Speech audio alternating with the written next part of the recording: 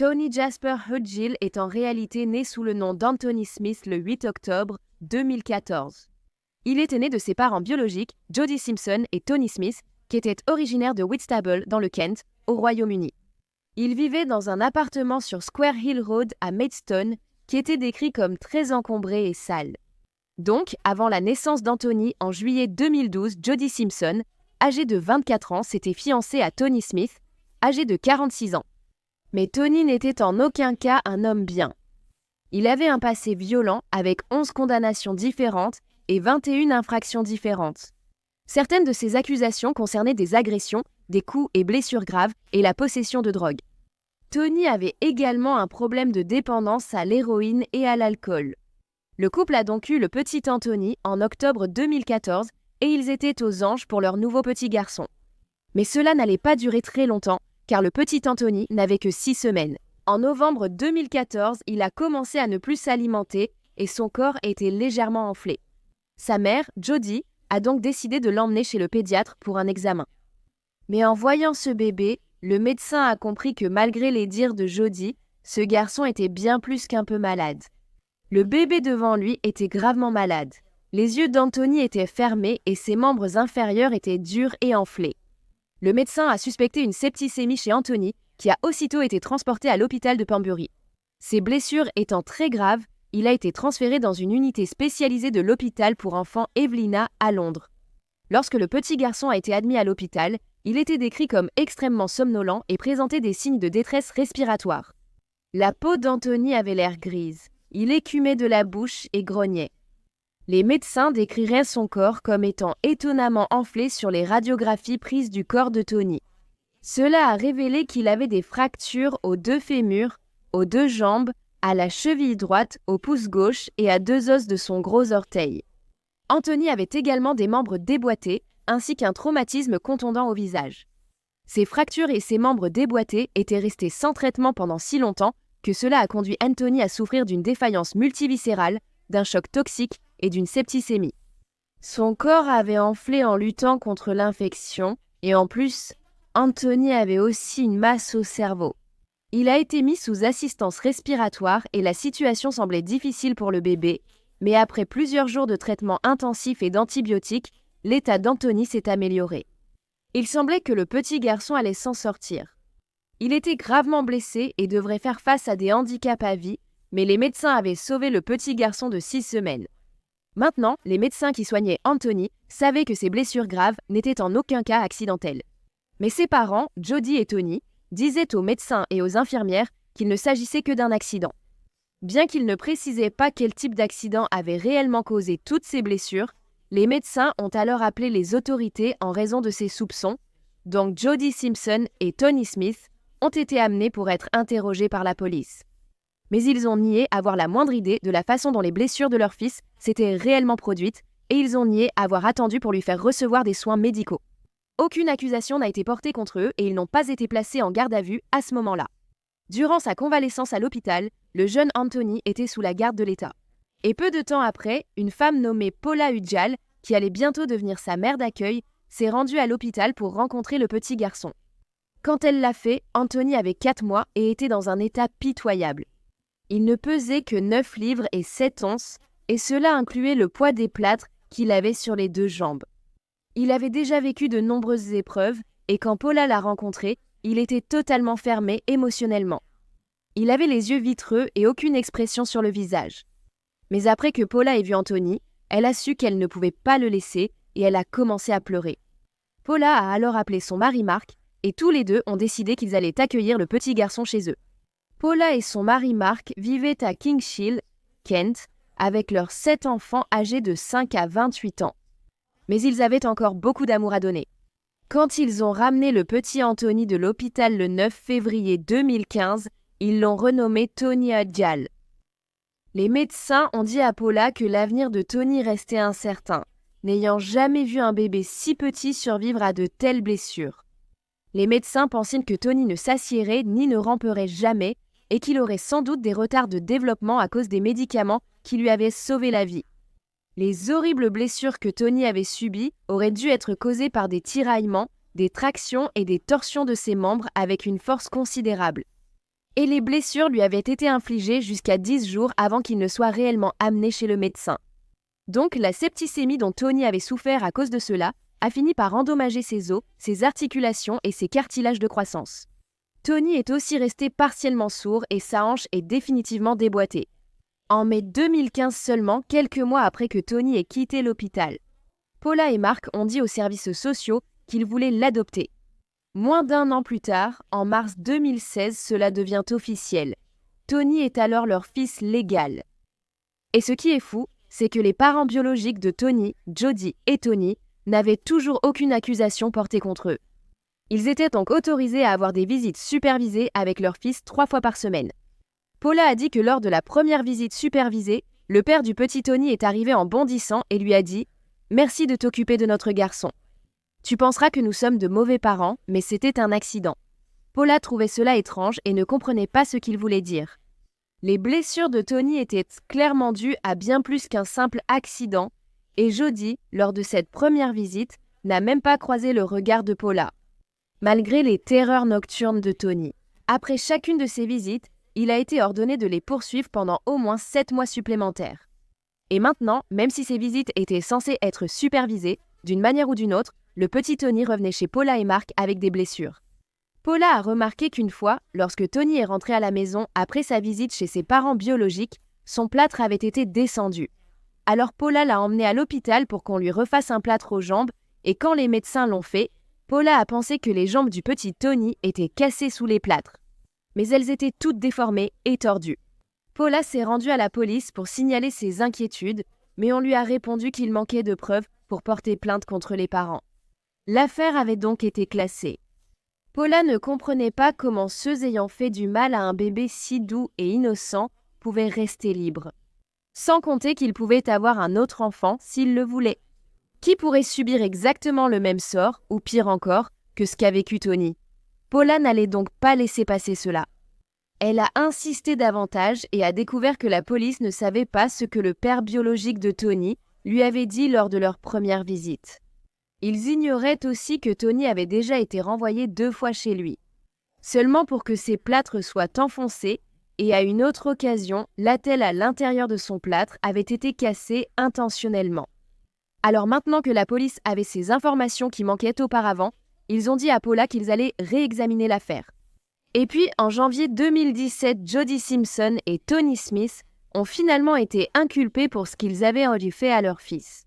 C'était une victoire pour le petit Tony et ses nouveaux parents. Cependant, la tentative de ses parents biologiques de nuire à sa guérison en lui retirant ses plâtres allait finalement obliger Paula et Mark à prendre la décision très difficile d'amputer les 2 jambes de Tony. Ils ont malheureusement expliqué qu'ils n'avaient pas le choix à cause des nombreuses infections de Tony. En mai 2017, sa jambe gauche a été amputée, puis en octobre de la même année, sa jambe droite. L'amputation de la première jambe de Tony a duré 5 heures et il était visiblement bouleversé en sortant du bloc. Mais Paula a dit que seulement 2 jours plus tard, il poursuivait les infirmières en fauteuil roulant et puis quelques jours après, il a pu rentrer chez lui. On disait que Tony plaisantait sur son amputation et racontait aux gens qu'un requin lui avait arraché la jambe. Il a finalement reçu des prothèses aux jambes. Et avec beaucoup de travail et de détermination, le petit Tony peut maintenant se déplacer tout seul, avec peu ou pas de difficultés. Tony a également dû suivre une intervention assez intensive en physiothérapie, ainsi qu'en orthophonie et en thérapie du langage. Comme sa parole a été retardée à cause du temps qu'il a passé à l'hôpital, au total, Tony a reçu 8 transfusions sanguines et a subi 23 opérations différentes. En février 2018, Jody Simpson et Tony Smith ont été jugés, bien que les parents biologiques de Tony aient nié avoir tardé à demander de l'aide médicale pour leur fils. Le couple affirmait maintenant qu'ils n'étaient pas allés à l'hôpital immédiatement parce qu'ils attendaient qu'un plombier vienne réparer leur chaudière. D'accord, mais ça prend une journée à max et il n'a pas eu de septicémie en une seule journée. Il n'était pas clair si les blessures de Tony avaient été infligées en une seule fois ou sur plusieurs jours. Elles n'ont certainement pas été causées par une manipulation normale ou accidentelle, comme le disaient bien ses parents, mais par des gestes brusques, des torsions et tiraillements. Tony Smith s'est même décrit comme étant aux anges d'être père, croyez-le ou non. Et Jodie a affirmé qu'elle prévoyait de quitter son fiancé Tony la veille même. Le petit Tony avait été amené à l'hôpital. Lorsqu'on lui a demandé au tribunal pourquoi elle voulait le quitter, elle a répondu que c'était parce qu'il était trop brutal avec le bébé, tu crois? Mais c'était clairement des foutaises, parce que Jodie était en réalité restée avec Tony pendant 3 ans après que le petit Tony ait été blessé. Elle dira aussi lors de l'interrogatoire qu'elle était toujours amoureuse de Tony, l'homme qui avait essayé de tuer son enfant. Jodie a dit avoir averti 2 fois son fiancé d'être plus doux quand il serrait trop fort le bébé. Il l'avait aussi soulevé du sol par les poignets, de sorte que sa tête pendait en arrière, et il lui avait levé les jambes par les chevilles, juste pour les laisser retomber vite. Mais ensuite, Jodie a défendu son fiancé, affirmant que malgré sa brutalité, il restait son fiancé. Tony avait simplement de grandes mains, et il ne se rendait pas compte à quel point il était brusque. Jodie a également déclaré, cependant, qu'elle n'avait jamais vu Tony faire du mal à leur bébé, et elle a aussi nié lui avoir fait du mal elle-même. La vérité, c'est que Jodie Simpson était tellement éprise de Tony Smith qu'elle n'avait rien fait pour protéger son bébé de lui. Elle ne voulait pas perdre Tony Smith. Elle dira aussi au tribunal qu'elle ne s'était pas rendue compte à quel point la situation était vraiment grave. Et elle espérait toujours que Tony deviendrait plus doux avec le bébé d'un jour à l'autre. Jodie avait aussi assuré à la police, à 99,9%, que Tony n'avait pas fait de mal à leur bébé. Et lorsque le procureur lui a demandé si c'était vrai, elle a répondu oui, mais qu'il y avait un petit doute. Jodie a aussi fondu en larmes au contre-interrogatoire, admettant avoir mis en danger la sécurité de son enfant et échoué, son travail le plus important, qui était de le protéger. Après moins d'1 heure de délibération, le jury a reconnu Jodie et Tony coupables. Le couple a été reconnu coupable de graves préjudices physiques, de cruauté et de négligence envers un enfant de moins de 16 ans lors de leur condamnation. Le juge Philip Statman a déclaré « Le petit Tony a subi, de la part de l'un ou l'autre d'entre vous, des blessures qui ont et vont bouleverser sa vie de façon dramatique. Je ne peux pas être certaine lequel d'entre vous a causé tout ou partie des blessures, ni le rôle précis que chacun de vous a joué. Ce n'est pas une exagération de dire que votre fils était presque aux portes de la mort. La juge a également déclaré que la force nécessaire pour briser les os d'un bébé serait très importante et que le bébé aurait souffert énormément. La juge a reproché à Jodie d'avoir privilégié sa relation avec Tony Smith au détriment de son enfant. Tous deux seraient alors condamnés à 10 ans de prison. Malheureusement, c'était la peine maximale pour les faits qui leur étaient reprochés, et ni Jodie ni Tony n'ont montré la moindre émotion lors de leur condamnation. Ce n'est qu'à la fin du procès qu'on a révélé que le petit Tony avait perdu ses 2 jambes à cause de ses blessures. Les jurés ont été émus aux larmes en entendant la déclaration de la victime et en voyant 2 photos du garçon, qui avait 3 ans à l'époque. La nouvelle maman de Tony, Paula, était ravie du verdict, bien que Jodie et Tony aient écopé de peines très légères. Elle dit que ce n'était pas une question de condamnation, mais plutôt de responsabilité. Moins de 9 mois après son incarcération, Tony Smith a demandé une réduction de peine, mais 3 juges de la Haute Cour ont refusé son appel en octobre 2018. Et quelques mois avant cela, Tony Smith avait en fait été pris en otage par certains codétenus et battu presque à mort. Il aurait été attaché à une chaise puis frappé avec une chaussette remplie de boîtes de thon et des barres de métal. Ses agresseurs auraient également piétiné tout son corps. Tony a fini par souffrir d'une fracture de l'orbite, de côtes cassées et d'une mâchoire fracturée. Ce serait le karma, je pense, un peu de karma. Jodie Simpson a aussi tenté de faire appel, mais a finalement abandonné. Pourtant, après avoir purgé seulement 5 ans de prison, y compris le temps passé en détention provisoire avant le procès, Jodie et Tony devaient tous deux être libérés en août 2022. Jodie devait être libérée à mi-peine le 12 août. Mais il y a eu un retard car le secrétaire à la justice, Dominic Robb, a tenté d'empêcher sa libération. Cependant, cela a finalement été jugé illégal et elle a été libérée en février 2023 chez Zati. Donc Jodie Simpson était maintenant libre dans le monde extérieur. Mais Tony Smith, aussi en attente de libération conditionnelle, a vu sa demande refusée. Il doit rester en prison jusqu'à la fin de sa peine en septembre 2027. La commission des libérations conditionnelles a refusé sa libération. craignant qu'il puisse entamer une nouvelle relation et accéder à d'autres enfants qu'il pourrait blesser. Paula Udjal affirme que Tony Smith n'a jamais exprimé de remords pour les abus envers son fils et le qualifie de lâche malfaisant. Lors de l'audience de libération conditionnelle de Tony Smith, Paula a lu sa déclaration d'impact sur la victime, mais Tony Smith est sorti furieux et a refusé d'écouter. Donc, inutile de dire que Paula et le reste de sa famille sont ravis que la commission des libérations conditionnelles ait refusé sa libération. Maintenant, le petit Tony, en moins de 10 ans sur cette terre, a accompli des choses vraiment incroyables. Il a collecté des fonds pour des associations et aidé à faire adopter une nouvelle loi. Et les parents adoptifs de Tony, Paula et Mark, ont également mené une campagne sans relâche pour des peines plus sévères contre les abuseurs d'enfants. Et ils ont réussi à convaincre le gouvernement d'introduire la loi Tony, qui est entrée en vigueur en juin 2022. En vertu de cette législation, les abuseurs d'enfants peuvent désormais être condamnés à la prison à vie. Auparavant, la peine la plus longue qui pouvait être prononcée était de 14 ans, et la fondation Tony Udjal a également été créée pour aider les enfants ayant subi des traumatismes et des abus émotionnels, physiques et psychologiques en juin 2020. À seulement 5 ans, Tony a parcouru 10 km, soit 62 miles sur ses jambes prothétiques. Et il a aidé à récolter 18 millions de livres, soit 272 millions de dollars pour l'hôpital pour enfants Evelina de Londres, l'hôpital qui lui avait sauvé la vie lorsqu'il était bébé. Tout cela avec des béquilles et plus d'1 million de livres levés. Tony Udjal, 5 ans, de Kings Hill dans le Kent, a réalisé quelque chose d'exceptionnel.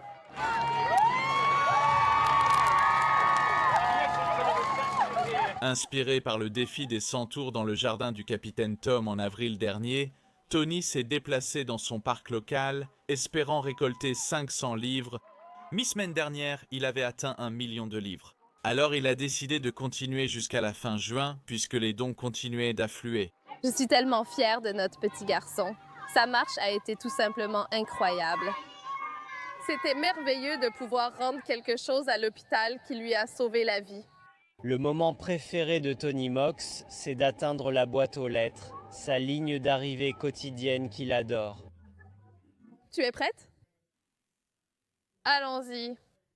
Tony n'a pas ses jambes artificielles depuis longtemps et il n'y a aucun doute que c'était difficile au début. Ses premiers 300 mètres lui ont pris près d'1 heure, mais avec une détermination sans faille et une coordination qui s'améliorait rapidement, il a vite parcouru la même distance en seulement 12 minutes. Bonjour Tony, c'est David Williams ici. Durant le défi, des messages d'encouragement sont venus de grandes stars du pays. C'est incroyable ce que tu fais. Oh, Absolument incroyable. Tu es un héros. Tony Udjal a aussi obtenu un prix Points of Light en septembre 2020 lors d'une réception. Le Premier ministre Boris Johnson l'a remercié pour sa collecte de fonds et avoir inspiré des changements juridiques. La loi de Tony pour éviter de futures souffrances. Tony a également reçu un prix Pride of Britain en novembre 2020 dans la catégorie Jeune collecteur de fonds de Good Morning Britain. Et il a reçu un British Citizen Youth Award à la Chambre des Lords en octobre 2021. Ensuite, Tony a reçu la médaille de l'Empire britannique lors des distinctions du Nouvel An 2024 pour ses services à la prévention des abus envers les enfants. Il est le plus jeune récipiendaire de cette médaille à ce jour. Tony est un garçon confiant, heureux et flamboyant. Paula, la mère de Tony, a déclaré que son fils adore aussi la chanson This Is Me du film The Greatest Showman. Nous avons vraiment de la chance de l'avoir. Il déborde de vie, est très confiant et captive tous en entrant dans une pièce. Tous ceux qui le rencontrent tombent littéralement amoureux de lui en quelques secondes, même s'ils ne connaissent pas son handicap.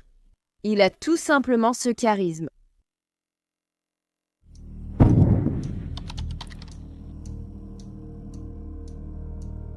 Eviana Burke est née le 13 mars 2013 de sa mère, Lila Burke, et c'était une petite fille heureuse et en bonne santé.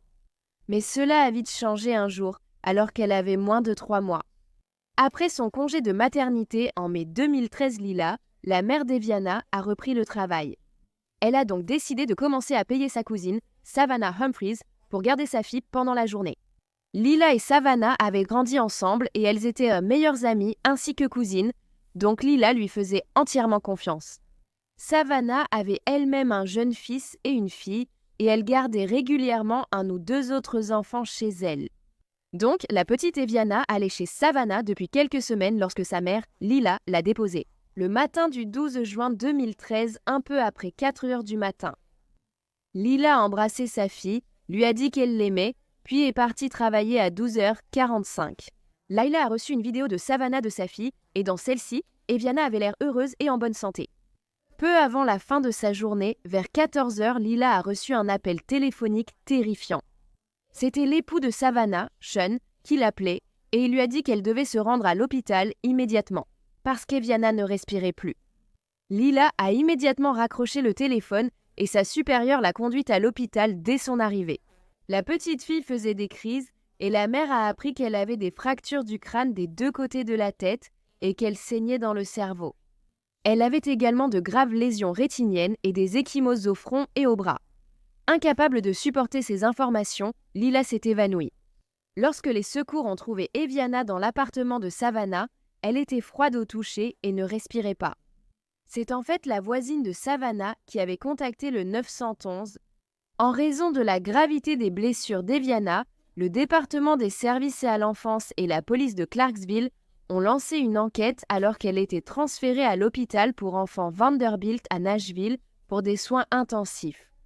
Sa mère n'a pas pu l'accompagner à l'arrière de l'ambulance. L'autre fille de Lila, Nevaya, âgée de 2 ans, a également été placée sous la garde de l'État à ce moment-là et temporairement confiée à la mère de Lila.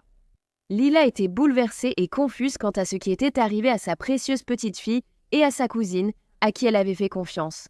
Les soins d'Eviana n'étaient pas assurés, alors elle a appelé sa cousine Savannah et lui a demandé ce qui était arrivé à sa fille. Savannah a dit à Lila qu'elle était en train de donner à manger à Eviana quand soudain, le bébé a commencé à s'étouffer. Quand Savannah a voulu essuyer le vomi sur le visage d'Eviana, elle ne respirait pas encore. Les autorités n'ont trouvé de vomi sur aucune autre surface de l'appartement. L'histoire de Savannah allait encore changer plusieurs fois, et elle finirait par dire à la mère d'Eviana, Lila, que le bébé était tombé du lit quand elle était sortie de la pièce 1 minute, puis elle lui dirait qu'elle était maintenant tombée du canapé. Lorsque Savannah a parlé aux enquêteurs, elle leur a d'abord dit qu'elle avait couché Eviana pour une sieste dans un lit de type berceau qui se trouvait à côté du canapé. Peu de temps après, elle a remarqué que le bébé toussait et avait régurgité. Quand Savannah est allée lui essuyer la bouche, elle a découvert qu'Eviana ne respirait plus. Quand elle s'en est rendue compte, elle est allée chercher sa voisine, qui a ensuite appelé le 911. Donc, c'est similaire à ce qu'elle avait dit à Lila, sauf que cette fois, Eviana faisait la sieste, pas en train de manger. Après de nouveaux interrogatoires, Savannah a modifié son récit, affirmant avoir changé les vêtements d'Eviana, puis filmé une vidéo à 12h45. Avant de filmer, Savannah a quitté la pièce et en revenant, elle a vu sa fille de 2 ans tenant Eviana près de la porte. Selon Savannah, la fillette a accidentellement laissé tomber le bébé, qui s'est alors mis à pleurer. Cependant, Eviana allait bien après l'incident. Elle l'a nourrie, a joué avec elle, puis l'a couchée pour la sieste comme d'habitude. Elle a affirmé qu'il n'y avait rien d'anormal chez la petite fille. 20 minutes après avoir couché Eviana, Savannah a dit qu'elle avait remarqué que le bébé toussait, puis s'est rendu compte qu'elle ne respirait plus. C'est plus tard que la 3e version de Savannah allait émerger. Cela n'est arrivé qu'après que la police ait parlé à sa voisine, Ciara Jenkins, qui avait appelé le 911 ce jour-là, et ils avaient obtenu une version différente de sa part sur ce qui était arrivé à Eviana. Selon la voisine, Ciara, avec qui elle fumait dehors, les deux s'étaient rencontrés devant l'immeuble à 13h45. Savannah a dit à Ciara qu'elle avait nourri le bébé, puis l'avait couché pour la sieste. Elles ont passé les 15 à 20 minutes suivantes à fumer, discuter et utiliser leur téléphone. Pendant ce temps, le fils de Savannah courait de haut en bas à l'intérieur de l'immeuble et frappait aux fenêtres. Ciara pensait qu'il cherchait l'attention de sa mère, mais Savannah l'a ignoré et a continué sur son téléphone. Lorsque Savannah et Ciara sont rentrées à l'intérieur, Ciara a dit à la police qu'elle avait vu la fille de 2 ans de Savannah tenir la petite Eviana dans ses bras. Le nourrisson pendait de ses bras et, comme elle l'a expliqué, la fillette tirait sur le bébé. La tête d'Eviana était en arrière, inconsciente, avec des régurgitations sur elle. D'après Ciara, Savannah a arraché le bébé des bras de la fillette et en même temps a dit à Ciara d'appeler le 911. Les services d'urgence ont alors été appelés à 14h03. Pendant ce temps, Savannah a ramené Eviana à l'intérieur, l'a allongée et a commencé la réanimation cardio-pulmonaire. Donc, c'est aussi à ce moment-là que l'histoire de Savannah avait changé. Et elle a dit aux autorités que la seule raison pour laquelle sa fille de 2 ans avait pris le bébé au départ, c'était parce qu'Eviana avait commencé à pleurer. Elle l'a seulement laissé tomber accidentellement. Savannah nie lui avoir fait du mal.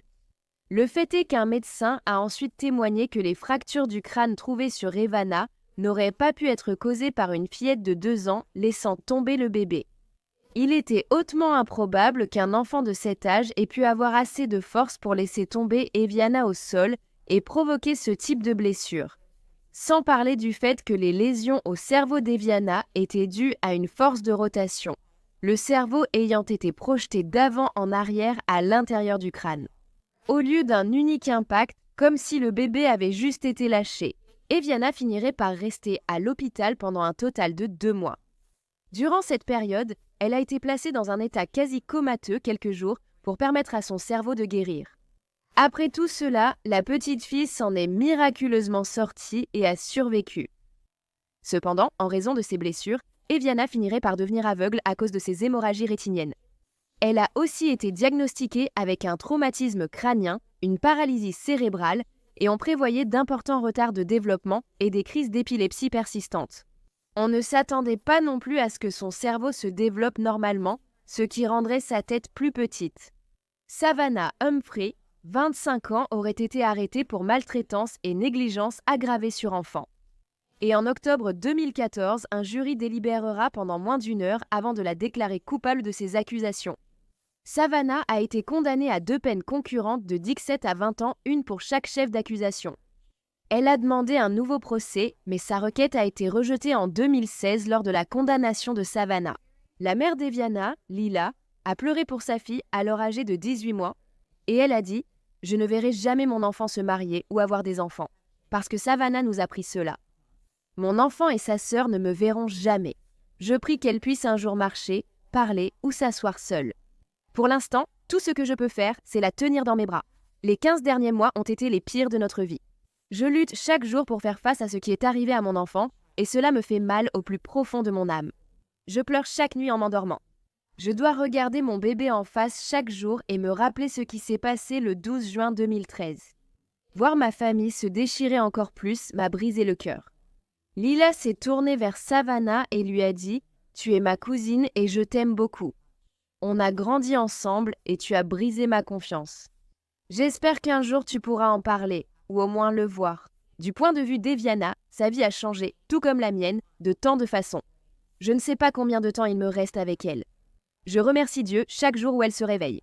J'ai toujours dit que mes enfants m'enterreraient avant, mais dans ce cas, il se peut que ça ne se passe pas comme ça. J'aimerais dire à Savannah que je t'aime et que je te pardonne, mais je ne peux pas oublier ce qui s'est passé le 12 juin 2013. Au tribunal, Savannah présenterait également ses excuses pour ce qui est arrivé à Eviana ce jour-là. Eviana suit une thérapie 4 fois par semaine et consulte régulièrement des médecins pour sa cécité, son épilepsie et ses troubles du développement. On ne s'attend pas à ce qu'elle puisse un jour se tenir debout ou marcher seule, cependant, elle peut maintenant s'asseoir toute seule. En plus de plusieurs jours d'école à la maison, Eviana fréquente également une école traditionnelle plusieurs fois par semaine. Sa mère, Lila, dit qu'Eviana a des hauts et des bas, mais qu'elle passe le plus clair de son temps à rire et sourire. C'est une battante, c'est mon héroïne pour tout ce qu'elle a traversé, elle continue de se battre. Eviana aime qu'on lui chante des chansons et être dans les bras de sa maman. Rien ne la rend plus heureuse.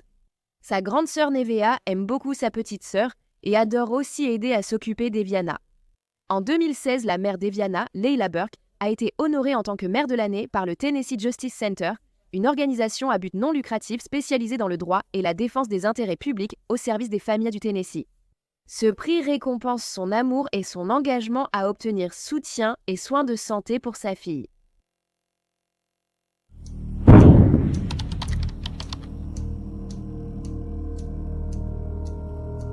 Landon Hoffman est né le 24 janvier 2014 de ses parents, Carrie et David Hoffman.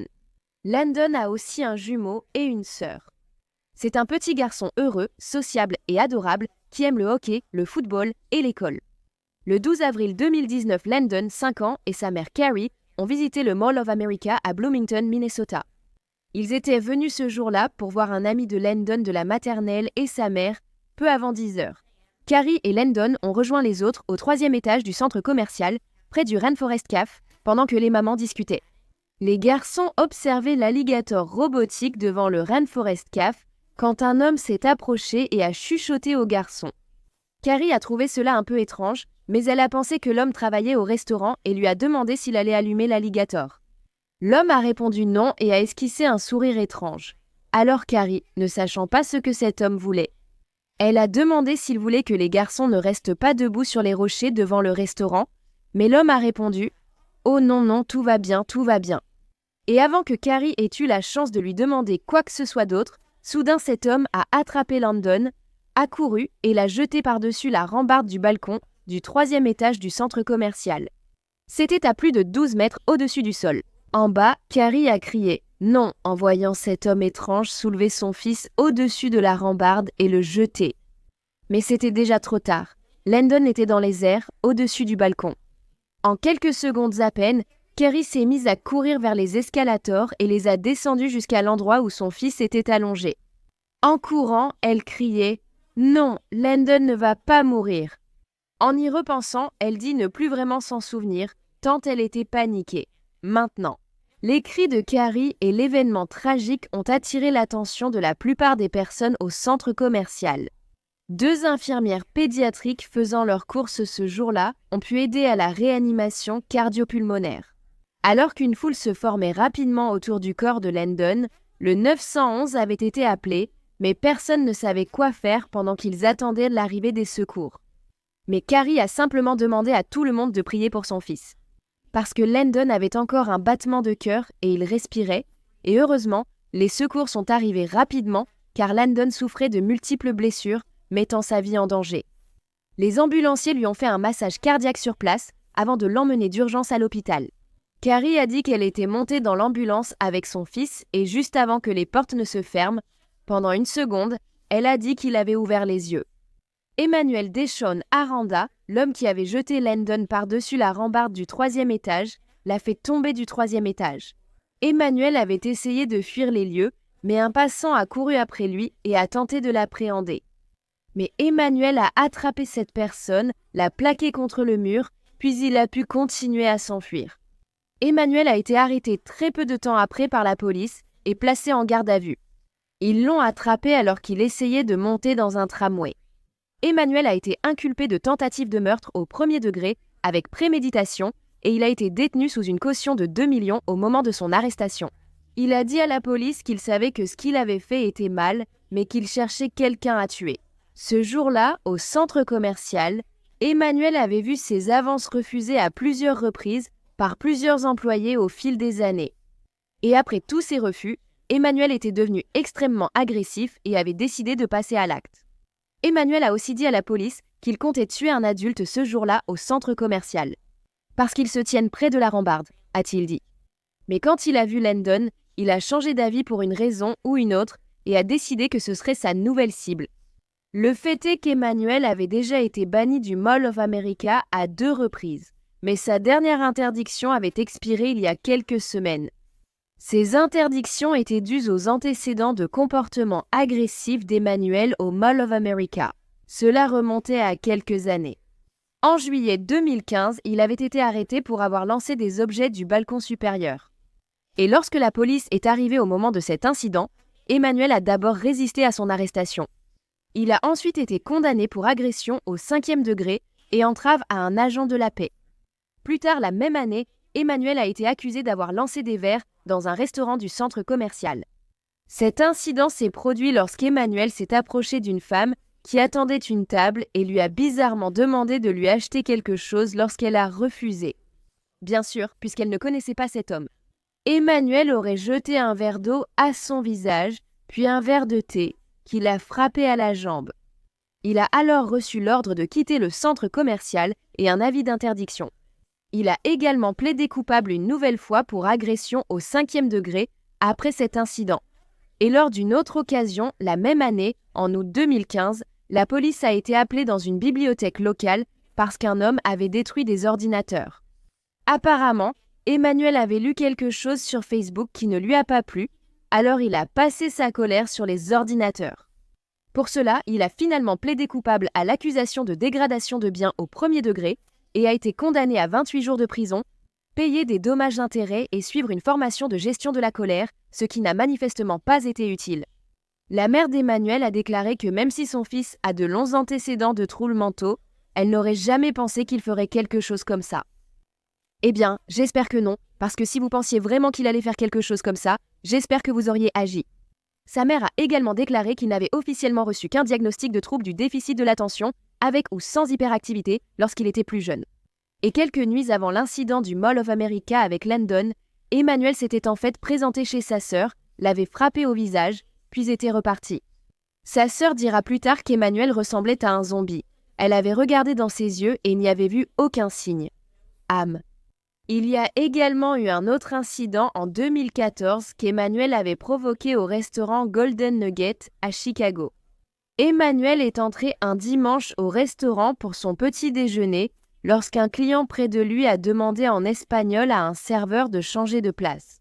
Parce qu'il disait qu'Emmanuel sentait terriblement mauvais, tellement mauvais en fait, qu'il ne pouvait même pas finir son propre petit déjeuner. C'est dégoûtant, mais apparemment Emmanuel connaissait l'espagnol et comprenait ce que cet homme disait. Il s'est levé, a crié, lui a dit qu'il savait qu'il l'insultait et a cassé l'assiette sur sa tête. Après avoir cassé l'assiette sur sa tête, Emmanuel a fouillé son sac, sorti un couteau et tenté de le poignarder. Heureusement, l'autre homme a pu esquiver l'attaque au couteau. Mais Emmanuel voulait apparemment tuer quelqu'un, car il s'est alors mis à courir dans les restaurants en criant « Quelqu'un va mourir !» tandis que les autres clients se mettaient à l'abri.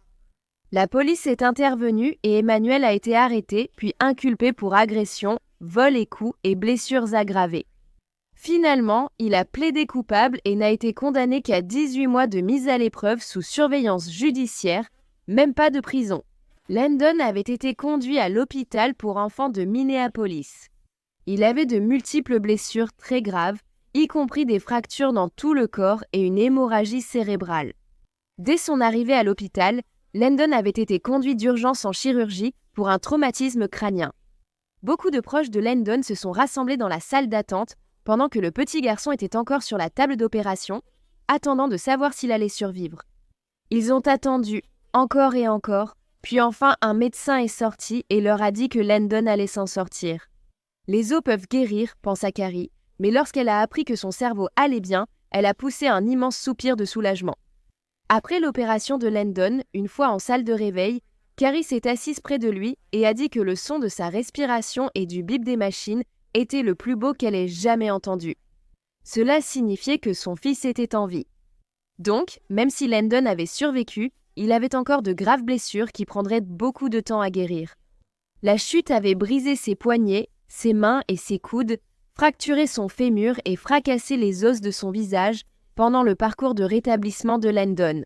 Il devrait subir plus de 15 interventions médicales différentes, y compris le drainage de liquide de ses poumons et de son estomac, ainsi qu'une opération pour placer un stent dans une veine traversant son foie. Landon a également subi des opérations pour 2 bras cassés, une jambe cassée, des fractures du visage et du crâne et l'ablation de sa rate. Une cagnotte GoFundMe a été créée pour aider la famille de Landon à payer les traitements médicaux passés et en cours qui étaient la conséquence de l'incident.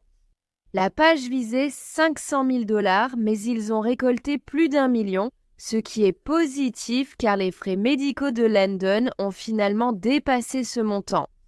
Le 24 mai 2019, la famille a annoncé que Landon avait des complications dues à ses blessures. Cependant, elles n'étaient pas mortelles, mais il avait encore un long chemin à parcourir. Après 4 longs mois, Landon a enfin pu quitter l'hôpital. Tous ses os s'étaient réparés. Cependant, il avait une blessure au lobe frontal, ce qui l'avait transformé d'un enfant calme et timide en un enfant plus bruyant et impulsif.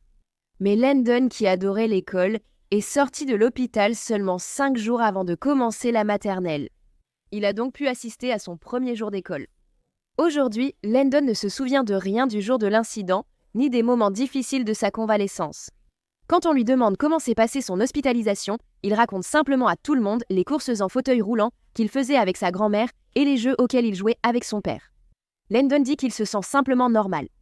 Quand tes amis te demandent ce qui t'est arrivé, que leur réponds-tu? Je leur dis que c'est moi qui ai été projetée et ils disent « Vraiment ?» Alors, je leur montre toutes mes blessures. Et là, ils me croient. Mais parfois, il y a des gens qui ne me croient pas. Mais ça m'est égal qu'ils me croient ou non. Ce qui compte, c'est qu'il y a beaucoup de gens qui tiennent à moi, et moi aussi je tiens à eux. Landon. Tu fais la danse de Landon. Même si être à l'hôpital était difficile, Landon a aussi beaucoup de souvenirs heureux là-bas. Et l'hôpital, tu te rappelles? Tu te souviens des glaces à l'eau? À chaque étape, Landon était déterminé à aller mieux. Penses-tu qu'il aura désormais une vie normale? Je crois qu'il peut avoir la vie qu'il veut, oui. En mai 2019, Emmanuel Deschaunes Aranda a plaidé coupable de tentative de meurtre prémédité dans le cadre d'un accord. Une circonstance aggravante avait été ajoutée à l'accusation, ce qui aurait pu signifier une année supplémentaire de prison. Donc, pas grand-chose, et les antécédents de santé mentale d'Emmanuel n'ont jamais été évoqués au tribunal. Et lorsqu'on lui a donné l'occasion de s'adresser à la famille de Landon et au reste du tribunal, il a refusé. Emmanuel a finalement été condamné à 19 ans de prison. Grâce à sa bonne conduite et au temps purgé, Emmanuel pourra demander une libération conditionnelle 12 ans après sa condamnation. Bien que Landon et ses parents n'aient pas assisté à l'audience, ils ont déclaré « Ton acte était malveillant et égoïste. Ce jour-là, tu as choisi d'écouter la pire partie de toi-même. C'est là que ton impact sur nous s'arrête. Tu ne nous prendras plus rien. » En décembre 2022, le Mall of America a conclu un accord à l'amiable avec la famille Hoffman. La famille a allégué que la sécurité du centre commercial aurait dû empêcher Emmanuel d'errer dans le centre commercial sans être étroitement surveillé par la sécurité. La plainte affirmait que le centre commercial et la sécurité connaissaient les antécédents violents et agressifs d'Emmanuel. La famille de Landon a donc fini par recevoir une somme non précisée et le Mall of America a promis de renforcer ses politiques concernant l'intrusion. Grande fan de hockey, Landon a pu rencontrer son joueur préféré, Alex Ovechkin, des Minnesota Wild, après un match en mars 2023. Le joueur de hockey, informé des traumatismes et opérations subies par le garçon ces dernières années, voulait faire quelque chose de spécial pour lui. Alex et un coéquipier ont parlé avec Landon, donné des autographes et posé pour des photos, selon Landon. C'était un rêve devenu réalité. Carrie, la mère de Landon, a déclaré en repensant aux années après l'incident « Ça semble toujours irréel. Je suis tellement heureuse d'être ici. Nous n'avons aucune blessure. Il ne nous reste plus qu'à célébrer. »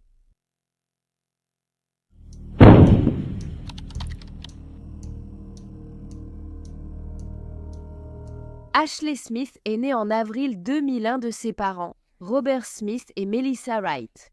Elle avait aussi une sœur aînée, issue du précédent mariage de sa mère, qui s'appelait Courtney.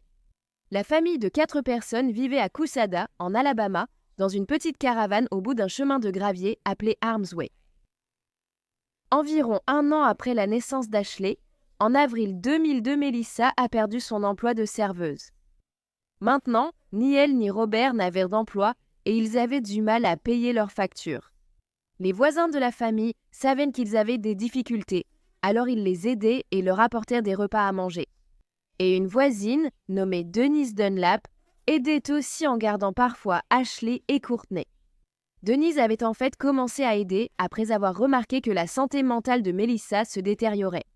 Un jour, Melissa s'est rendue à la caravane de Denise et a frappé à la porte. En ouvrant, elle lui a demandé si elle était Avril. Avec un air étrange sur le visage, Denise lui a dit « Tu me connais depuis plus d'1 an maintenant. Tu sais qui je suis ?» Melissa a juste dit « Oh, d'accord » et a changé de sujet. Elle a commencé à parler du fait que la caravane au coin de la rue appartenait à son grand-père, mais ce n'était pas vrai non plus. Et Denise savait que Melissa était aussi devenue plus renfermée et qu'elle allait partout avec Robert. Elle passait aussi d'un état maniaque à des accès de colère, puis à un état presque complètement catatonique. Il semblait aussi que Melissa commençait non seulement à se soucier moins de son apparence, mais aussi de ses propres enfants. Un jour, Courtney était réellement sortie en courant de la caravane pour aller chez Denise, lui disant que sa mère, Melissa, essayait de la tuer. Elle avait demandé à son père Robert d'attacher la fillette. Mais au lieu de cela, Robert avait réussi à retenir Melissa, et c'est ainsi que Courtney avait pu s'enfuir et demander de l'aide. Courtney, 8 ans, a aussi confié à Denise que plus tôt ce jour-là, sa mère avait tenté de sauter d'une voiture en marche.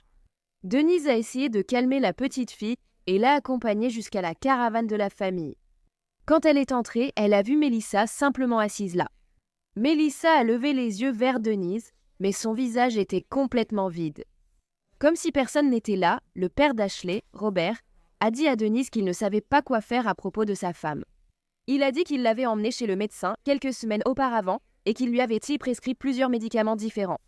Elle a été mise sous hydroxyzine pamote, qui est utilisée pour traiter l'anxiété, Topamax, qui est utilisé pour traiter les crises d'épilepsie, et Wellbutrin, qui est un antidépresseur. Robert pensait que peut-être ces médicaments étaient la cause du passage de sa femme d'un état maniaque à la colère, puis au mutisme total. Il a aussi mentionné avoir trouvé Melissa marchant plusieurs fois sur la pelouse devant la maison. En parlant du fait que le monde allait prendre fin, il a dit qu'elle était obsédée par ce sujet et qu'elle ne cessait d'en parler. Melissa avait commencé à mettre de nombreuses images religieuses dans la caravane, alors qu'elle n'avait jamais été vraiment croyante. Peu de temps avant une nuit, Melissa a même dit à sa voisine, Denise, qu'elle avait tout compris et qu'elle savait maintenant que son mari, Robert, était le diable. Elle a dit qu'elle en était sûre maintenant.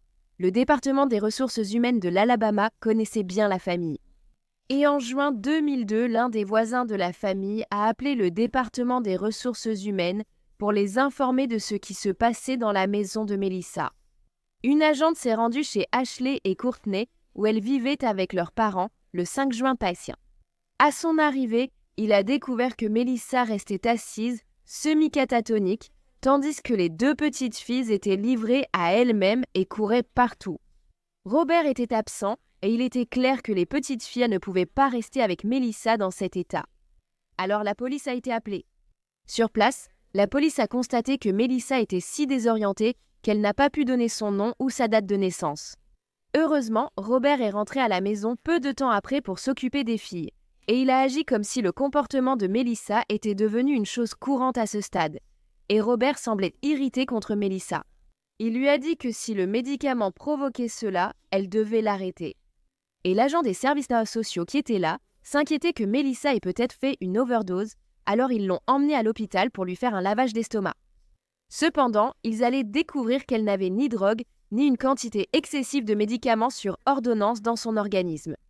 Donc, en raison de l'état dans lequel Melissa avait été retrouvée ce jour-là, l'assistante sociale a émis un ordre de sécurité du département des ressources humaines et a précisé très clairement qu'Ashley et sa sœur Courtney n'étaient pas autorisées à rester seules avec leur mère.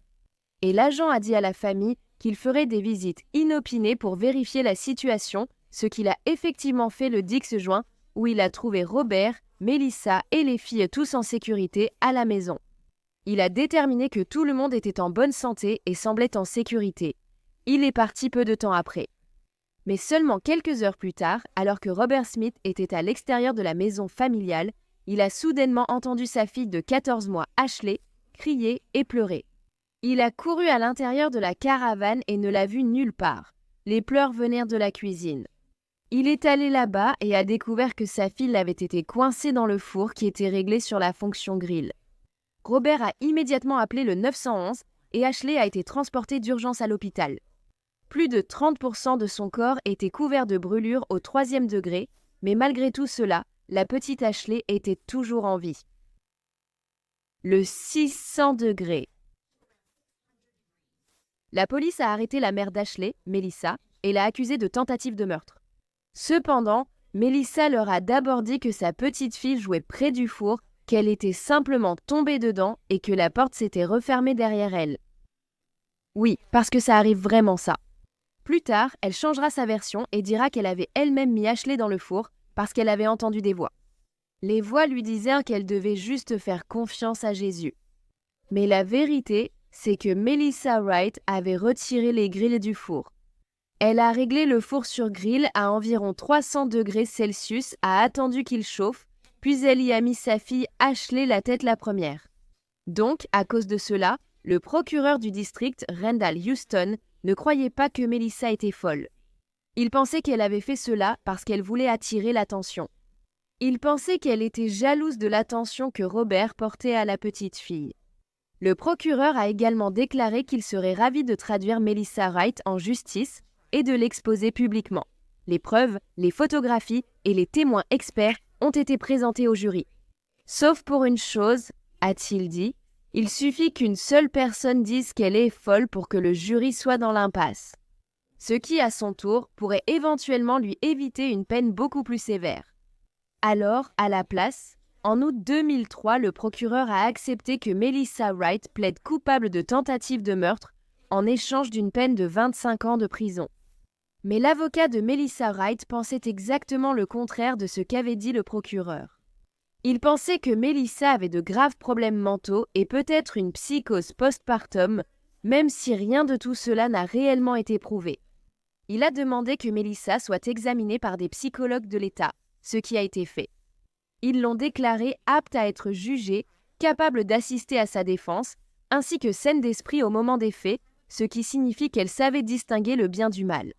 Melissa Wright a été incarcérée à la prison du comté d'Elmore à Wetumpka avant son transfert à la seule prison pour femmes de l'Alabama, Tutwiler.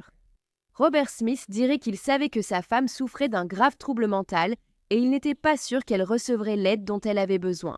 En prison, il a dit que même si elle se souciait de ce qu'elle avait fait, il ne la détestait pas.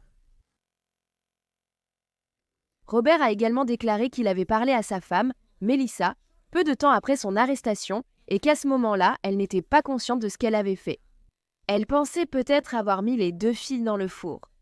Ashley Smith a dû subir un total de 38 interventions chirurgicales différentes et elle n'a désormais aucun souvenir de l'événement, bien qu'elle se souvienne de presque toutes les opérations. Après l'hôpital, Ashley a vécu chez sa tante et mère adoptive, Rhonda Zafina, la sœur de son père qu'elle appelle maintenant maman. Lors des opérations, les médecins ont mis des expanseurs tissulaires dans le dos d'Ashley, des dispositifs remplis de solutions salines pour étirer la peau. Cela servait à étirer sa peau saine afin qu'elle puisse être utilisée sur les zones qui avaient été gravement brûlées. Elle a enfin terminé ses opérations. 14 ans plus tard, Ashley porte encore les cicatrices des brûlures sur ses bras et son front. J'ai subi 38 opérations, c'était douloureux, mais j'ai réussi à surmonter tout ça maintenant. La fille aînée de Melissa Wright, Courtney, a été envoyée vivre chez son père biologique, Timothy Sims, à Selma. Et comme elle avait été la seule à avoir été témoin de l'acte horrible de sa mère, Courtney a été envoyée en thérapie. En 2016, après 13 ans et 9 mois de prison, Melissa Wright est devenue éligible à une libération conditionnelle. Ashley s'est rendue à l'audience de son ancienne mère et a demandé à la Commission des libérations conditionnelles de l'Alabama de refuser la demande de libération anticipée de Melissa. Ashley a dit qu'elle ne faisait pas confiance à sa mère, surtout en présence de sa nièce, qui avait 8 ans, et de son neveu, qui n'avait que 27 mois. Elle a dit qu'ils avaient à peu près le même âge qu'elle et Courtney lorsque l'incident s'est produit. Elle a déclaré à la Commission de libération conditionnelle « Franchement, je ne lui fais pas confiance et je crains pour leur sécurité. Je ne peux pas imaginer que quelqu'un ait souffert autant que moi. Et maintenant, j'ai une belle vie grâce à ma mère, mon beau-père, mes frères et sœurs. Je ne la déteste pas, je ne l'aime pas, je ne veux pas la voir, je pense qu'elle est folle. Je ne peux pas imaginer qu'une mère veuille brûler son enfant. » La grande sœur d'Ashley, Courtney, avait 8 ans à l'époque et a tout vu. Debout près du réfrigérateur, elle a pris Ashley dans ses bras, l'a serrée et lui a dit qu'elle l'aimait. Et puis, tout semblait aller bien. Et la seconde d'après, tu sais, voilà qu'Ashley est dans le four. La porte du four se referme. Et, incroyablement, Ashley a trouvé dans son cœur la force de pardonner à Melissa pour son crime horrible. Cependant, la mère adoptive d'Ashley dit qu'elle est surprise qu'Ashley ait pu pardonner à Melissa, car Melissa ne lui a jamais écrit ni présenté d'excuses pour ses actes. Donc, même si Ashley suppliait pour que sa mère reste en prison, sa sœur aînée, Courtney Brunson, était la seule à insister pour que leur mère soit libérée. Elle disait « J'avais seulement 8 ans quand c'est arrivé.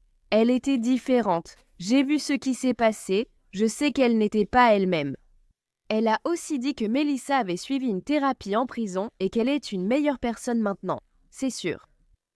Mais le Conseil des grâces et libérations conditionnelles de l'Alabama, ayant vu des photos d'Ashley gravement brûlée enfant, a refusé la libération conditionnelle de Melissa.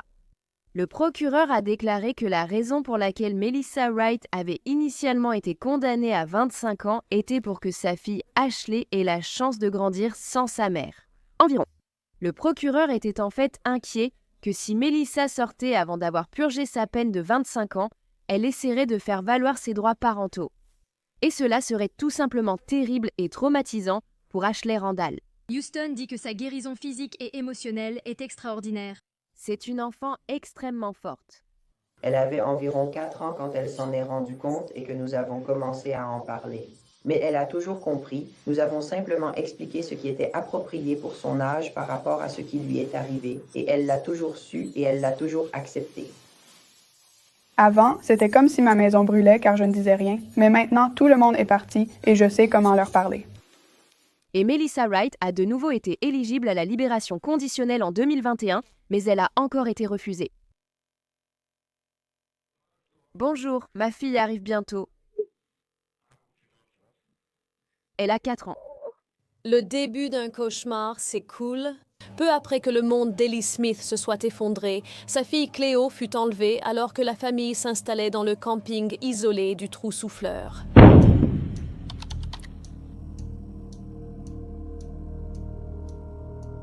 À l'époque, Cléo Smith avait 4 ans. En 2021, elle était une fillette heureuse et en bonne santé, devenue grande sœur. Parmi ses activités préférées, il y avait collectionner des cailloux, se déguiser et se maquiller.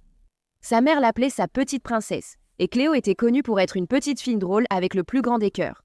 La mère de Cléo, Ellie Smith, avait en fait commencé à sortir avec un homme nommé Jack Glidden lorsque Cléo n'avait qu'1 an.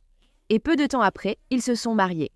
Donc, même si Jack n'était que le beau-père de Cléo, il la considérait comme sa propre fille et il adorait vraiment la petite fille. Le 15 octobre 2021 au soir, Ellie Smith et Jack Glidden ont emmené leur fille Cléo, 4 ans, et Isla, 7 mois, camper. Le camping était le passe-temps favori de la famille et c'était leur première sortie depuis la naissance d'Isla. Les parents de Cléo, Ellie et Jack avaient grandi à Carnarvon et passé de nombreuses vacances d'enfance en famille, dans un camping côtier tout proche appelé Blowholes, qui se trouvait à un peu moins d'1 heure de route de chez eux.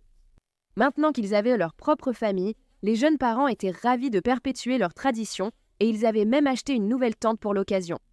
La famille est arrivée au camping vers 18 h et a monté leur tente au coucher du soleil. Tous les 4 ont dîné ensemble peu de temps après, puis les filles ont été bordées dans leur lit. Plus tard, Ellie et Jake sont aussi allés dormir sous la tente pour la nuit. Vers 1h30 du matin, Cléo a réveillé ses parents pour demander de l'eau. Ellie s'est occupée d'elle, puis tout le monde s'est rendormi. Quelques heures plus tard, vers 6 h du matin, Isla s'est agitée, Ellie a compris qu'elle voulait manger. Elle a ouvert la cloison intérieure entre sa couche et celle de ses filles dans la tente. Quand elle l'a fait, elle a vu qu'Isla était sur son lit de camp. Cependant, Cléo avait disparu, son sac de couchage manquait et l'ouverture zippée de la tente avait été laissée grande ouverte. Ellie a alors appelé le 000 pour signaler la disparition de sa fille. Les autres campeurs ont vite aidé à chercher la petite fille, puis la police est arrivée peu après. À leur arrivée, les autorités ont installé des barrages routiers à l'extérieur du terrain de camping, arrêtant les campeurs qui quittaient les lieux et prenant leurs informations. Les voitures ont également été fouillées sur place. Ce matin, nous nous sommes réveillés et elle avait disparu. Bénévoles, police, famille, amis et habitants du carnaval ont participé aux recherches. De plus, l'océan a été fouillé et une compagnie locale d'hélicoptères s'est jointe aux recherches. Les recherches pour retrouver Cléo se sont poursuivies toute la journée et toute la nuit. Cependant, il n'y avait aucun signe de Cléo, âgée de 4 ans. La police a envisagé que la fillette se soit simplement éloignée. Mais après une deuxième journée sans aucun résultat, ils ont commencé à penser qu'elle avait probablement été enlevée. Les parents de Cléo ont été encore plus terrifiés d'apprendre que 20 délinquants sexuels vivaient près du camping où elle avait été vue pour la dernière fois. Des affiches de personnes disparues avec la photo et la description de Cléo ont été placardées dans presque tous les commerces de Carnarvon. Et à ce moment-là, presque toute la communauté l'a recherchée. Au 4e jour de recherche de la fillette disparue, la police a fouillé toutes les cabanes du camping des Blowholes, forçant les serrures si besoin. Des prélèvements d'acide désoxyribonucléique ont aussi été effectués chez les campeurs présents ce week-end. Pendant que Cléo était là, le camping lui-même a été fermé et est resté une scène de crime pendant des semaines, tout au long de la recherche de Cléo. Ses parents étaient aussi restés au camping, espérant toujours retrouver leur fille à proximité, a déclaré sa mère à la télévision. Le pire, c'est que nous ne pouvons rien faire. Ce n'est plus entre nos mains, nous nous sentons impuissants et dépassés. On nous demande souvent ce dont nous avons besoin.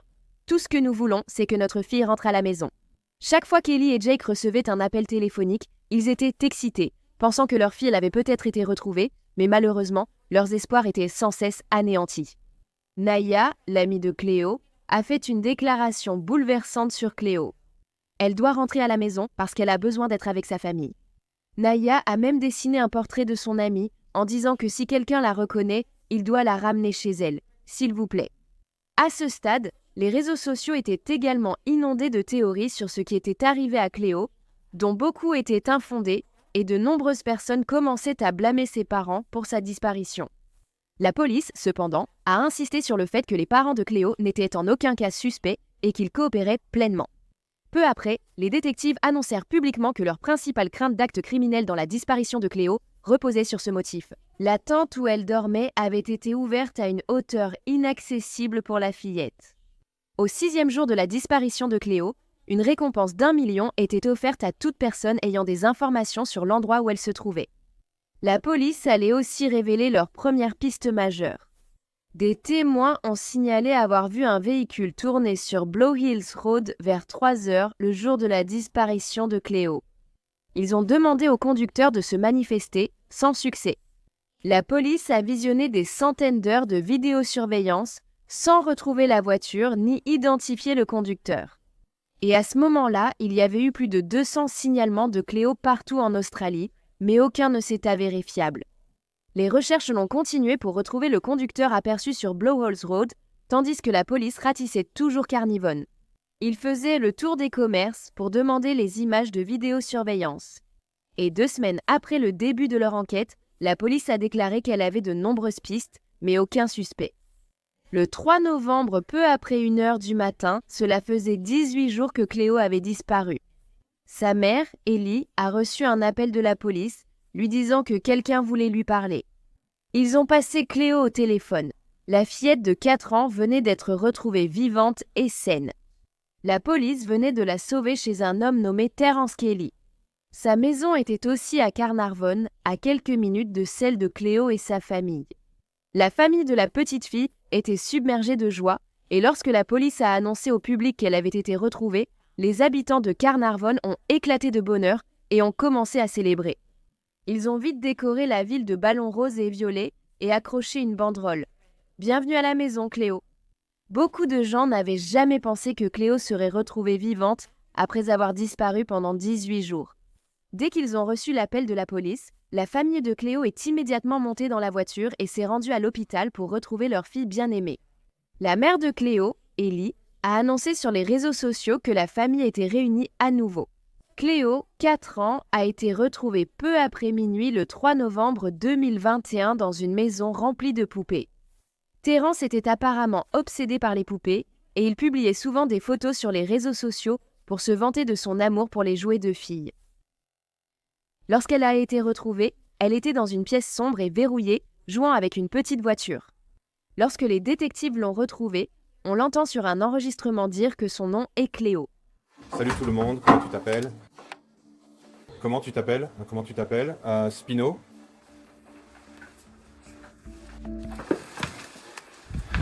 Cléo, moi c'est Cameron, ça va? Tu vas bien? Je me demande si je pourrais te revoir. D'accord, détective, vous étiez là quand Cléo a été retrouvée. Comment vous êtes-vous senti? Eh bien, d'abord le choc, rapidement suivi par l'euphorie, évidemment. Et vous savez, j'étais juste... Ça aurait pu être n'importe qui dans l'équipe qui était ici. Il se trouve simplement que j'étais l'un des 4 gars assez chanceux pour passer cette porte et effectuer ce sauvetage. Mais vous savez, on avait toujours espéré ce résultat, mais malgré tout, on n'y était pas préparé. Donc, oui, c'était absolument fantastique. Et au début, voir qu'elle était assise là, dans l'état où elle était, c'était tout simplement incroyable. Qu'est-ce qu'elle t'a dit, Kev? Qu'est-ce qu'elle t'a dit? Je lui ai demandé son nom, mais un gars s'est interposé et l'a prise dans ses bras. Et moi, tu sais, je voulais juste être absolument certain que, tu sais, ça ressemblait vraiment à Cléo. Je voulais être absolument sûr que c'était elle. J'ai demandé 2 fois, comment tu t'appelles? Mais elle n'a pas répondu.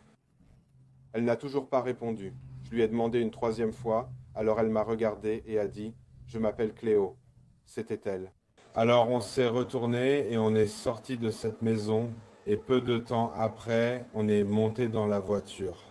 Et l'officier avec qui j'étais, le sergent détective Hutchinson, qui est l'officier de liaison avec la famille, a appelé les parents de Cléo et a dit « Nous avons quelqu'un ici qui veut vous parler ».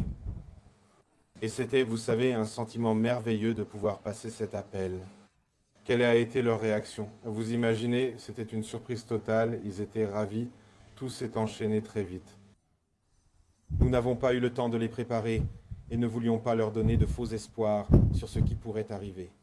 Nous ne savions pas nous-mêmes, donc vous savez, c'est toujours un processus délicat, vous voyez, quand il s'agit de ça, donc voilà. Tout de même, pouvoir leur annoncer cette nouvelle et ensuite dire, vous savez, s'il vous plaît, commencez à vous rendre à l'hôpital, nous vous y retrouverons. C'était fantastique. Et je peux dire, l'ayant vu plusieurs fois ce matin, c'est un vrai petit lapin énergique et on se demande comment elle a autant d'énergie. J'aimerais bien savoir. Moi, je suis prêt à aller dormir. Mais elle, oui, c'est vraiment une fille très très gentille, pleine d'énergie, très confiante et très ouverte avec nous. Vous savez, on voulait tous notre tour pour la porter, donc oui, c'était vraiment une très bonne expérience. Est-ce qu'elle allait bien physiquement? Elle allait bien physiquement? Oui, et ça se voyait dès le début. Et, vous savez, l'emmener à l'hôpital, j'imagine que c'était votre assurance de la part des gens qui savent ce qu'ils font. Nous avons évoqué la réaction des parents de Cléo. Comment Cléo a-t-elle réagi en les voyant pour la première fois? Oh oui, maman. De gros câlins, des bisous, oui, et beaucoup de larmes, tu sais. Donc, comme tu peux t'y attendre, c'est ça. C'est la meilleure soirée de ta carrière, sans aucun doute. Avant de retrouver Cléo, la police avait arrêté Terrence pour conduite dangereuse à quelques kilomètres de chez lui, où Cléo était retenue. Il a ensuite été arrêté et inculpé pour avoir enlevé de force un enfant de moins de 16 ans, alors que la fillette de 4 ans était détenue chez Terrence. Il l'a enfermée dans une pièce, avec un matelas par terre, et mettait la radio très fort pour couvrir ses pleurs, appelant sa mère. À un moment donné, Cléo a même entendu son nom à la radio, et elle s'est mise à pleurer pour ses parents. Cela n'a fait qu'inciter Terrence à monter la radio encore plus fort. Ça fait mal de savoir qu'elle appelait à l'aide et que nous n'étions pas là. Ça fait mal de savoir qu'elle appelait à l'aide et ça a été ignoré. Il avait aussi laissé la petite Cléo toute seule à la maison pendant des heures, pendant qu'il allait à des réunions, faisait des courses et rendait visite à ses proches. Toujours pendant son interrogatoire, Terrence a dit à la police qu'il avait essayé d'attacher les mains, les pieds et la bouche de Cléo avec du ruban adhésif. Et il a aussi essayé de l'attacher à une chaise, mais il a dit que ses tentatives avaient échoué parce qu'elle était plutôt combative. Cependant, il a également dit aux enquêteurs qu'il ne voulait absolument pas lui faire de mal. La police a fouillé plusieurs jours la maison où Cléo a été retrouvée. Ils ont saisi un téléphone portable, des poupées Bratz, des crayons et d'autres objets. Incroyablement, sur les réseaux sociaux, quelques jours avant que Cléo soit retrouvée. Terrence avait en fait ajouté sa mère, Ellie, en amie, et elle ne savait pas du tout que c'était l'homme qui avait enlevé sa fille lorsque Terrence Kelly s'était rendu au camping isolé des Blowholes, en Australie occidentale. Cette nuit-là, il cherchait seulement à voler de l'argent et des sacs à main, mais il est finalement reparti avec un enfant à la place. La méthamphétamine consommée par Terrence avait aussi favorisé son crime. Avant d'enlever Cléo, il avait ouvert la tente familiale entre 2h40 et 4h40 du matin. Il avait ensuite sorti Cléo de sa tente, sac de couchage et tout, puis avait disparu dans la nuit. Terrence a dit à la police qu'il avait enlevé Cléo car il voulait une petite fille pour jouer et lui faire porter des déguisements. Il a également déclaré qu'il n'avait pas prévu de garder la fillette, mais il n'est pas clair quel était exactement son plan. Son ravisseur, le solitaire obsédé par les poupées, Terrence Kelly. Il avait ses fantasmes et il essayait de les réaliser. Il se trouve simplement que c'est dans notre tente qu'il est entré. Donc, après que Terrence ait enlevé Cléo, il a éteint son téléphone. Puis il a pris un chemin de terre pour rentrer chez lui à Carnarvon, qui n'était qu'à 3 km à peine de l'endroit où Cléo vivait avec ses parents. Mais il a commis une erreur, car en rentrant chez lui, il a rallumé son téléphone portable. Et cela a été crucial, car s'il n'avait jamais rallumé son téléphone, Cléo n'aurait peut-être jamais été retrouvée. Il y avait eu un seul signal envoyé à une antenne relais près du camping où la famille de Cléo séjournait. Le signal a eu lieu à 3h05 le 16 octobre, permettant à la police de retrouver la fillette de 4 ans. Lorsque Terrence Kelly a été jugé, son équipe de défense a imputé non seulement son acte à sa dépendance à la méthamphétamine, mais aussi à sa terrible enfance. Apparemment, à seulement 2 ans, Terrence avait été abandonné par ses parents alcooliques et toxicomanes et il avait été envoyé vivre chez sa tante. Avant cela, on lui avait donné de l'alcool dans ses biberons. À seulement 12 ans, Terrence avait été hospitalisé parce qu'il voulait mettre fin à ses jours. On lui a également diagnostiqué une schizophrénie paranoïde, une dépression, de l'anxiété et un possible syndrome d'alcoolisation fœtale. Il montrait aussi des traits marqués de personnalité, borderline et narcissique. Kelly a reconnu qu'il vivait alors dans un monde imaginaire idéalisé pour fuir son passé traumatique. Cela comprenait un réseau complexe de profils sur les réseaux sociaux pour une famille qui n'existait pas. Vous savez, il voulait une fille, il voulait une épouse. En octobre 2021, Terrence Kelly, âgé de 37 ans, a fini par plaider coupable de son crime. Il a ensuite été condamné à 13 ans et 6 mois de prison et il ne sera pas éligible à une libération conditionnelle avant d'avoir purgé au moins 7 de ces années. Cela a commencé comme une enquête massive et très large, puis elle s'est resserrée encore et encore. Juste avant son arrestation, ils se sont encore plus concentrés sur lui. Le cauchemar continue. Cette semaine, Terrence Kelly a commencé à contester sa peine. Son équipe juridique a saisi la cour d'appel, affirmant que son enfance défavorisée n'avait pas été assez considérée. Dans une déclaration d'impact, les parents de Cléo ont affirmé que Terrence avait bouleversé leur vie. Sa mère, Ellie Smith, a dit « En tant que parent, vous voulez qu'il reste enfant le plus longtemps possible. » Elle a perdu cela, qui lui a été enlevé la première semaine après que la petite Cléo soit revenue à la maison. Elle avait tellement peur qu'elle devait dormir avec toutes les lumières allumées et toutes les portes de la maison grandes ouvertes. Même ainsi, elle se réveillait souvent la nuit en hurlant à cause de cauchemars. Et même des mois plus tard, Cléo disait encore à sa maman et à son papa qu'elle avait encore beaucoup de nuits tristes. Depuis, les Smiths ont quitté leur ville natale de Carnivant afin d'essayer de ne pas se concentrer constamment sur ce qui s'était passé là-bas. Cléo, qui a maintenant 8 ans, est une petite fille heureuse et elle adore l'équitation, l'école et la danse classique.